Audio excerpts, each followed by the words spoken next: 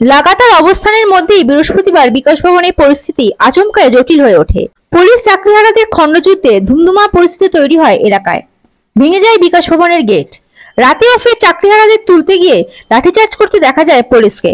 চাকরিহারা শিক্ষকদের উপর পুলিশের জুলুম নিয়ে সরব রাজ্যসভার সাংসদ তথা বিজেপির মুখপাত্র শ্রমিক ভট্টাচার্য। তিনি বলেন, তৃণমূলের এই আক্রমণ শুধুমাত্র শিক্ষকদের উপর আক্রমণ নয়, এই আক্রমণ সমাজের উপর আক্রমণ। দেখুন, সেদিনের যে আক্রমণ হয়েছিল পুলিশের পক্ষ থেকে তা ছিল বর্বরচিত, ছককষা, পূর্ব পরিকল্পিত।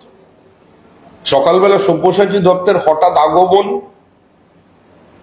এবং তারপরে বিবাদের মধ্যে দিয়ে গমন, এটাও কিন্তু দৃশ্যমানতায় আছে।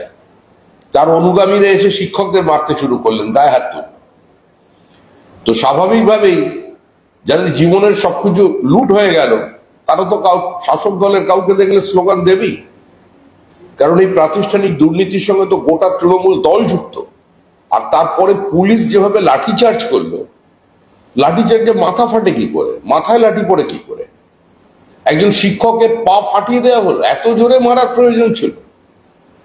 মুর্শিদাবাদে যখন বাবা ছেলেকে একসঙ্গে কুপিয়ে খুন করা হচ্ছিল তখন তো পুলিশের লাঠি, টিয়ার গ্যাস কিছু ছিল না।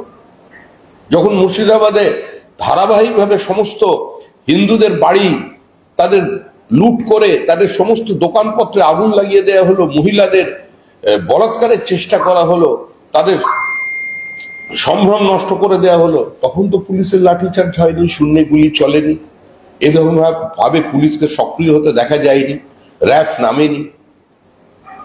হঠাৎ শিক্ষকদের পেছনে যাদের চাকরিটা ওরা খেয়ে নিয়েছে, চুরি করেছে, এখনো যে সমস্যার সমাধান করতে পারে তৃণমূল কংগ্রেস, কেন করছে না? কোথায় তাদের মার্কশিট? যদি তারা চায় তাদের দিতে হবে। এই দাবি ন্যায্য দাবি।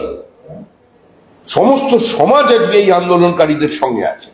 তৃণমূলের এই আক্রমণ শুধুমাত্র শিক্ষকদের উপর আক্রমণ নয়, এই আক্রমণ শিক্ষা ব্যবস্থার উপরে, এই আক্রমণ সমাজের উপরে, এই আক্রমণ প্রত্যেকটি শুভবুদ্ধি সম্পন্ন সচেতন মানুষের উপরে তারা আক্রমণ করেছে, তাদের উপর লাঠি চালিয়েছে।